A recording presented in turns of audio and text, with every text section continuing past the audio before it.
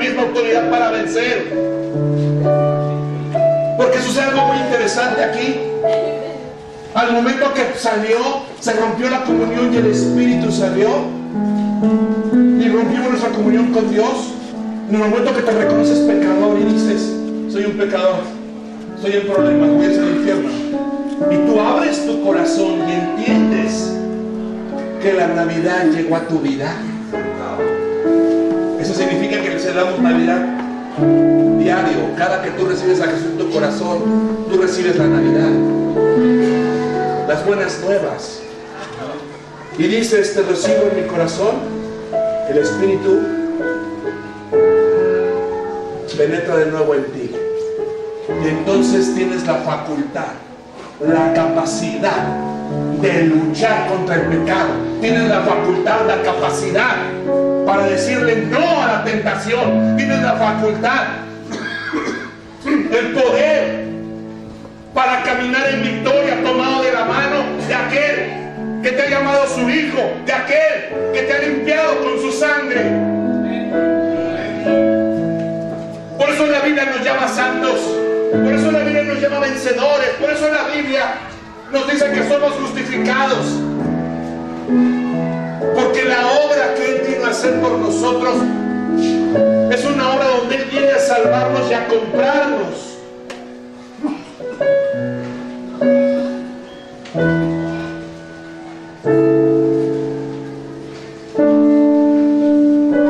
Qué interesante es lo que entonces la Navidad. Entonces la Navidad no tiene nada que ver con el mercantilismo que a veces ponemos para no poder convivir con la gente. Dios mismo se hizo carne y habitó entre nosotros, y vimos su gloria, gloria como la del unigénito del Padre, y vimos su poder,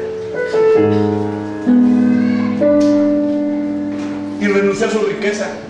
Esa situación de la kenosis, esa situación de dejar de ser el cielo para tomar forma humana es muy interesante, porque fíjense qué interesante.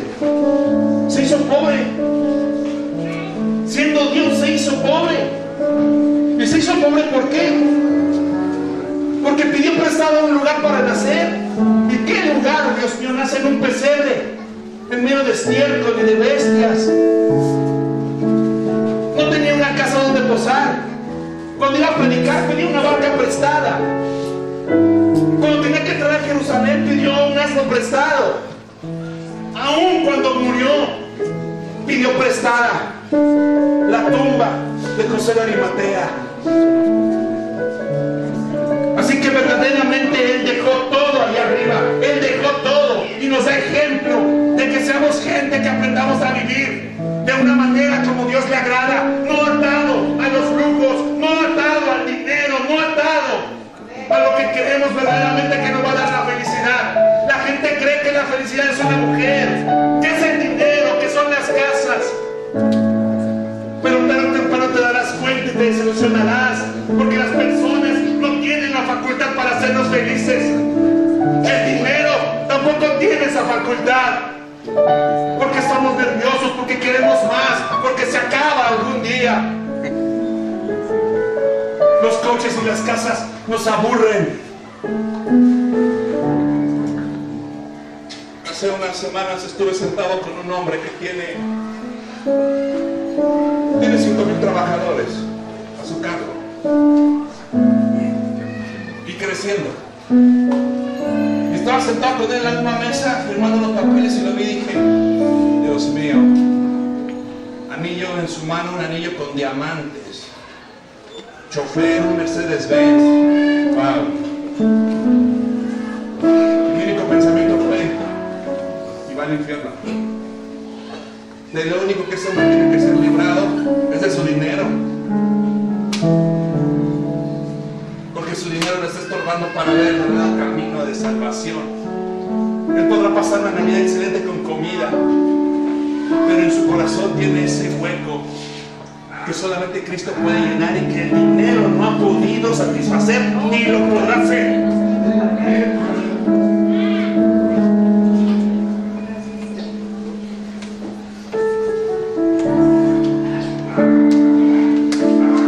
que renunció a su riqueza. Bajó voluntariamente hasta aquí a la miseria para habitar con nosotros. Aquel donde los serafines lo veían y cubrían sus rostros, y cubrían su cuerpo, y cubrían sus piernas, descendió y se hizo desechado y se hizo despreciado. Y dice Isaías, y lo tuvimos por azotado y lo menospreciamos.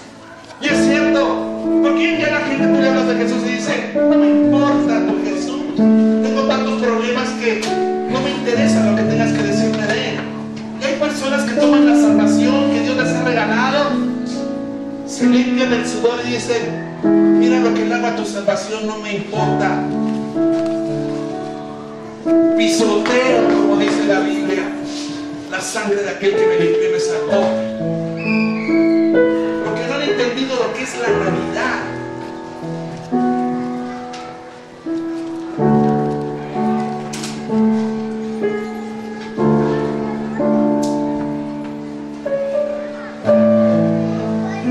La Navidad es Jesús. La Navidad es que necesitamos esa Navidad, la salvación.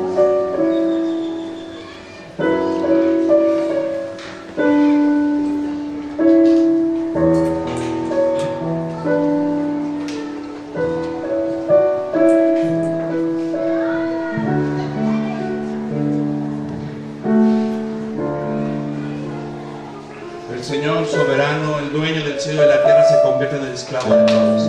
Porque cuando dice la Biblia que Él se hace siervo, la palabra griega es doulos. Y el doulos era el esclavo que estaba parado solamente en la puerta para limpiarle los pies a la persona que entraba a la casa. La gente entraba a la casa, venía de haber pisado estiércol por el camino, traía las sandalias, los pies llenos de esa misma tierra de estiércol de buey, de cabra.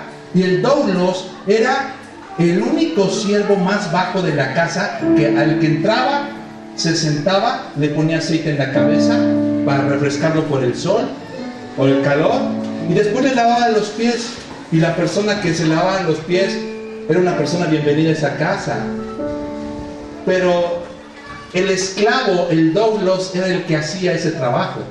Y cuando Jesús se ciñe la toalla y lava los pies de los discípulos, les comienza a decir, yo soy su Señor y su Maestro.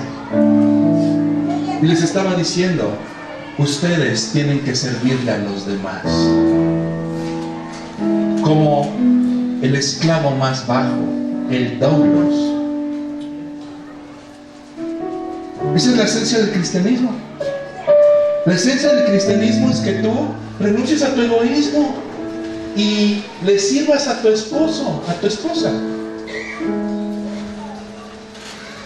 La esencia de la salvación es que tú renuncies a ti y le sirvas a los que te rodean.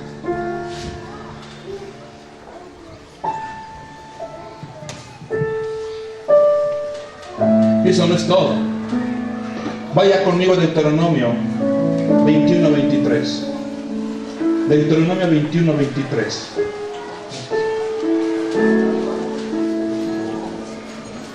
Acompáñame a Deuteronomio.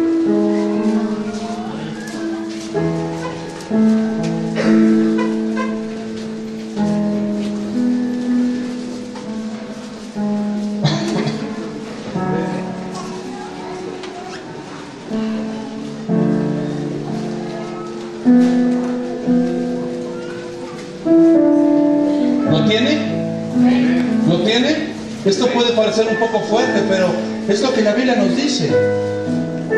Y se lo quiero leer desde aquí. 21:22. Si alguno hubiera cometido algún crimen digno de muerte y le hicierais morir y lo colgaréis en un madero, no dejarás que su cuerpo pase la noche sobre el madero, sin falta lo enterrarás el mismo día, porque maldito por Dios es el colgado, y no contaminarás tu tierra que Jehová tu Dios te da por heredad. Entonces Jesús muere como un maldito, porque Él muere colgado. Y la ley judía y la ley romana, para el esclavo o para el ladrón o el malhechor más bajo, se le tenía que colgar porque públicamente iba a ser exhibido. Y según Flavio Josefo, él colgó completamente desnudo y murió como un maldito.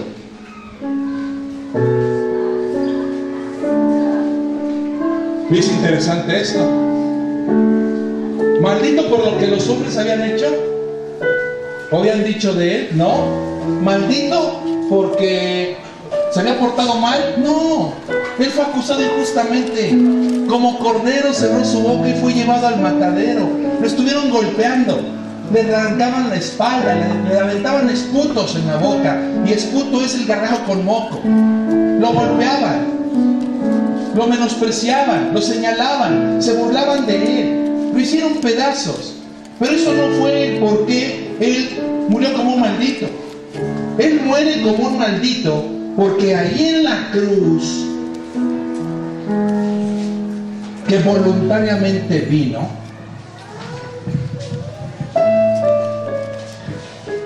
sobre él cayeron tus pecados y los míos.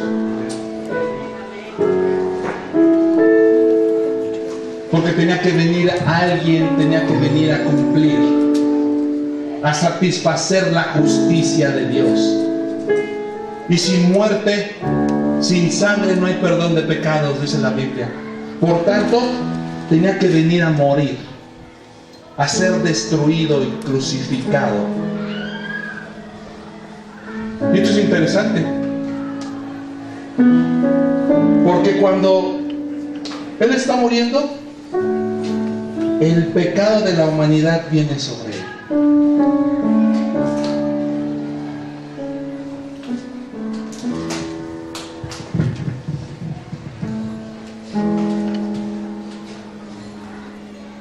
Venga.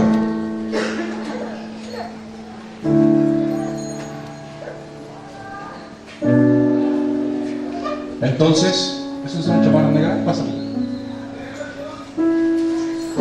El pecador, alejado de la comunión de Dios, habitante del infierno, bastardo, lo llama Pablo, el apóstol Pablo, que vive en tinieblas. Juan 8:44, hijo del diablo. Él, al momento que viene y reconoce que necesita de Dios y del sacrificio de Jesús, Él viene y se arrepiente. Y arrepentimiento significa que Él deja de hacer lo que estaba haciendo y da un giro a su vida y comienza a obedecer a Dios y comienza a honrar, a glorificar, y comienza a dejar de robar y a dejar de drogarse y a dejar de beber y comienza a obedecer. En ese momento, la justicia de Dios, que es lo que hizo Jesús, le quita el pecado y se lo pone y lo imputa a Jesús. Y entonces Él es una persona lavada, limpiada, justificada. La Biblia lo llama un santo. La Biblia lo llama justo. Posicionalmente Él es un justo. Y si vas a Efesios, Él está sentado en los lugares celestiales con Dios Padre en la santidad.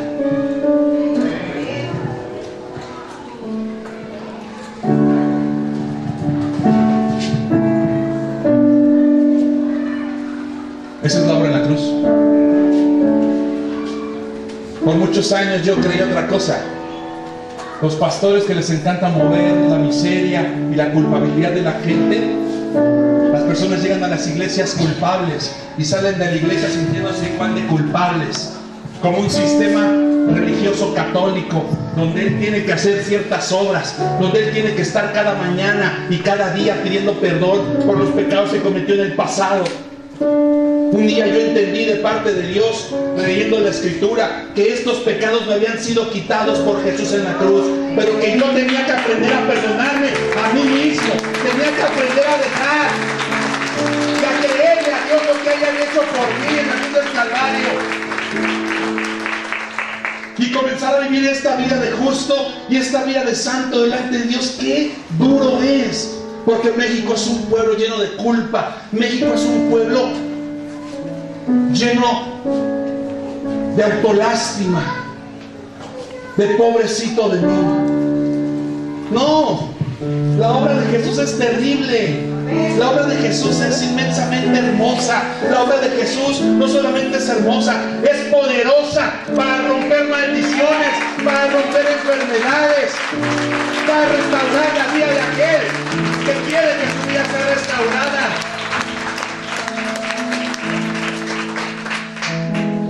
Rompamos el estigma. ¿Cuál estigma?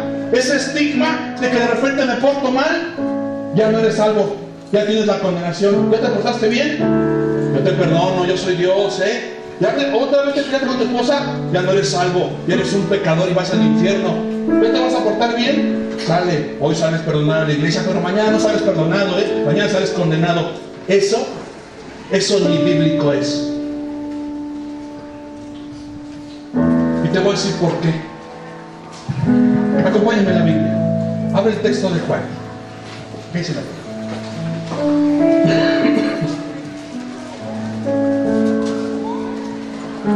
Juan 19:30.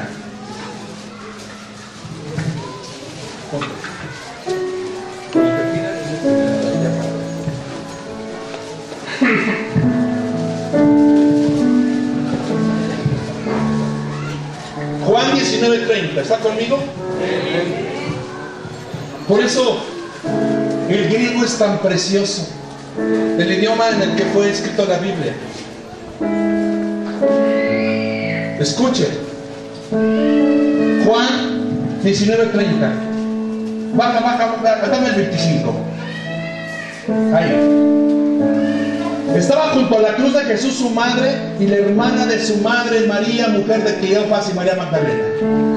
Las mujeres siempre han amado más a Jesús, aunque nosotros no nos quedamos atrás. Pero las mujeres son más extravagantes. Las mujeres son, si tú tienes una mujer de Dios, tienes la benevolencia de Dios en tu vida. Porque esa mujer te va a impulsar y te va a decir: vamos, camínale, vamos, hazle, vamos hacia Dios. Y dice así: cuando vio Jesús a su madre y al discípulo a quien él amaba, que estaba presente, dijo a su madre: mujer, he ahí tu hijo. Después dijo al discípulo: he ahí tu madre. Desde aquella hora el discípulo le recibió en su casa, Juan el amado. Después de esto, sabiendo Jesús que ya todo estaba consumado, dijo, para que la escritura se cumpliese: tengo sed. Y el tengo sed es muy hermoso porque les daban una sustancia para que ellos perdieran el conocimiento. Pero Jesús solamente mojó sus labios y quitó, porque él tenía que estar consciente de lo que estaba haciendo. Y estaba allí una vasija llena de vinagre. Entonces ellos empaparon de vinagre una esponja y poniéndole en un hisopo se la acercaron a la boca. Qué interesante. Y cuando Jesús hubo tomado el vinagre, dijo: consumado es.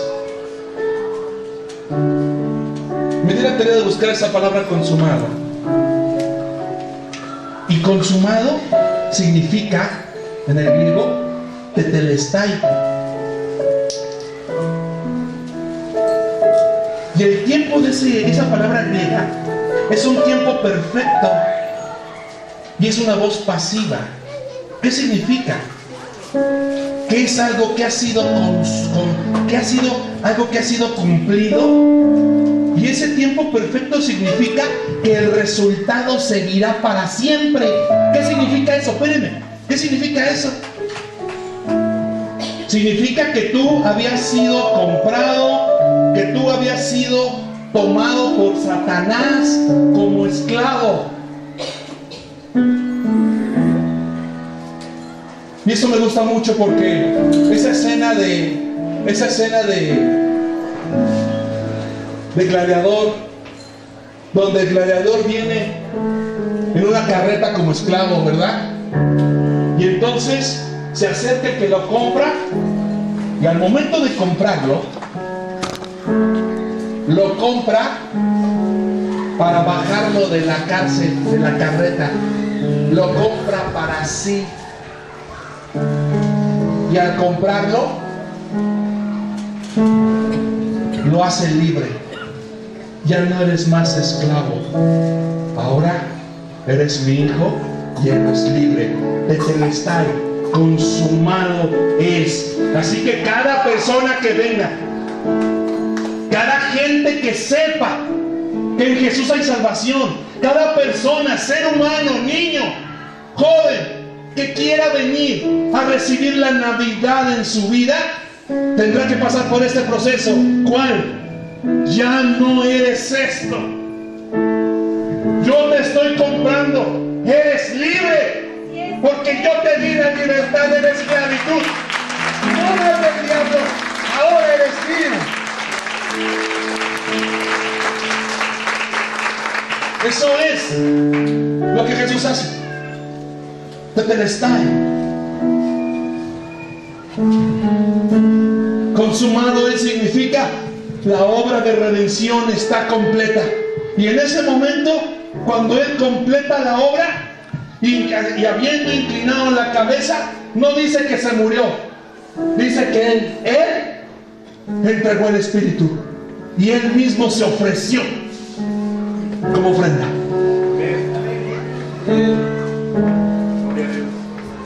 Habiendo satisfecho, habiendo cumplido el plan y el propósito, ¿cuál? De salvar a la raza humana.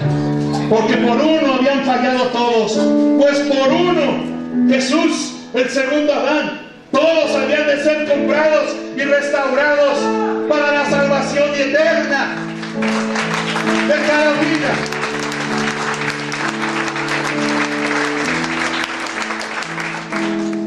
Qué interesante. Esa es la Navidad. Yo no sé dónde salió usted, pero a mí casi me levantaron de la basura.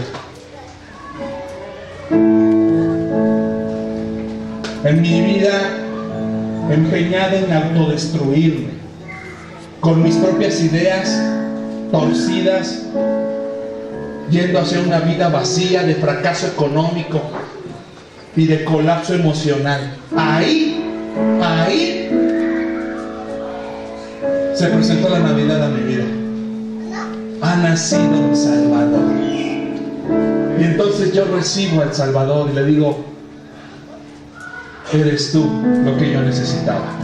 Después de ir con mujeres, tener dinero, dejar de tener, buscar el amor de amigos, la aceptación de padre y madre, todos me fallaron. Y cuando me acerqué a Jesús, me extendió las manos y me dijo: yo soy tu padre y yo no te voy a abandonar ni te voy a dejar. Amén. Y lo tomé y lo abracé. Gloria a Dios. Así que la Navidad no es lo que nos presentan en la televisión. Eso solamente es el mundo. La Navidad es Jesús. Porque la Navidad son las buenas nuevas de salvación.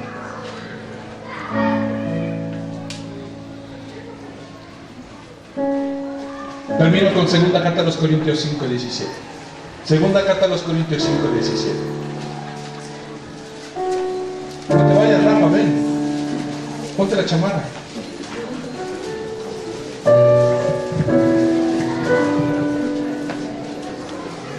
Fíjese qué bonita es la Biblia. Entender la salvación. Una persona me decía: hermano, pero si peco, ¿qué tengo que hacer? La Biblia dice: la sangre de Cristo nos limpia de todo pecado. Si peco, arrepiéntete y sigue caminando. Dice la Biblia así, el apóstol Pablo a los Corintios, ya saben los Corintios, papá. Déjenme llego ahí. Los corintios. Y cuando hablamos de los corintios estamos hablando de gente que tenía problemas de moralidad, de moral. Y entonces el apóstol Pablo, pastoreando a los corintios, les dice: sube, vete hasta vete al 5 y sígame. 5:1. De cierto se oye que hay entre vosotros fornicación, y tal fornicación cual ni aún se nombra entre los gentiles, dando que alguno tiene la mujer de su padre. Baja hasta el 5:6. No se jacten. ¿No sabéis que un poco de levadura leuda toda la masa? Limpiaos pues de la vieja levadura, para que seáis nueva masa. 8. Así que celebremos la fiesta no con vieja levadura, ni con levadura de malicia ni de maldad, sino con panes sin levadura, de sinceridad y verdad. 9. Os he escrito por carta que no os juntéis con los fornicarios, no absolutamente con los fornicarios de este mundo, con los avaros o con los ladrones o con los idólatras, pues en tal caso os será necesario salir del mundo. Más bien os escribí que no os juntéis con ninguno que llamándose hermano fuese fornicario, avaro, idólatra, maldiciente, borracho o ladrón. Primera carta a los Corintios. Perdón, dije 2. Perdón, es mi naturaleza pecadora.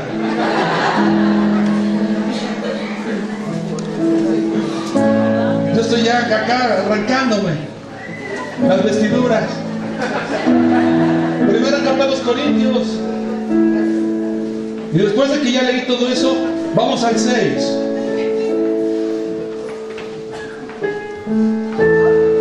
6:9. Y dice así: ¿no sabéis que los injustos no heredarán el reino de Dios?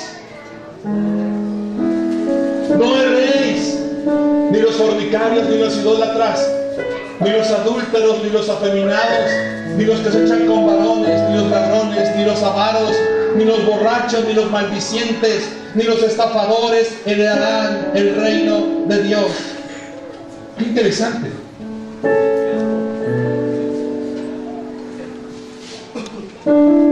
Y después el escritor bíblico pone un punto y dice: y esto erais algunos, mas que ya habéis sido lavados, ya habéis sido santificados, ya habéis sido justificados en el nombre del Señor Jesús. ¿Y por qué? Por el Espíritu de nuestro Dios. Tu atención acá. Fíjese la obra redentora de Jesús. ¿Qué era antes? Un adúltero. ¿Has aceptado a Jesús en tu corazón como Salvador? Sí. Esto eras antes. Eso eras antes. Porque has sido lavado, limpiado, santificado, justificado por la sangre, por el sacrificio, por la Navidad, por el Cristo, por medio del Espíritu. Eso eras antes. Eso eras antes. No dejes que nadie te diga tu pasado. Cuéntale tu presente con Cristo Jesús. Cuéntale que Él te limpió y te salvó. Cuéntale cómo tuviste que llegar a las plantas de Jesús, destruido tal vez por tu ignorancia, o por tu terquedad de corazón, o por la dureza o insensibilidad que sentías, porque el mundo golpea y el mundo nos da mucho dolor. El mundo es terrible, nos humilla. El mundo nos lleva hasta el piso y ahí nos saca la lengua y ahí nos dice que somos nada y que no valemos nada, y nos enferma y nos dice: nunca vas a sanar. Pero cuando Cristo llega a tu vida, te levanta y te dice: ¿qué haces ahí tirado? Ven, yo te amo. Y de repente dice la Biblia: y pasé, y estabas tirado en tus sangres, y ahí en tus sangres yo te dije, vive, vive. Y tuviste vida y estabas desnuda y te vestí y te calcé y te limpié y te lavé y te di trigo y te di uvas para que supieras que yo soy en quien tú debes depender totalmente. Amén.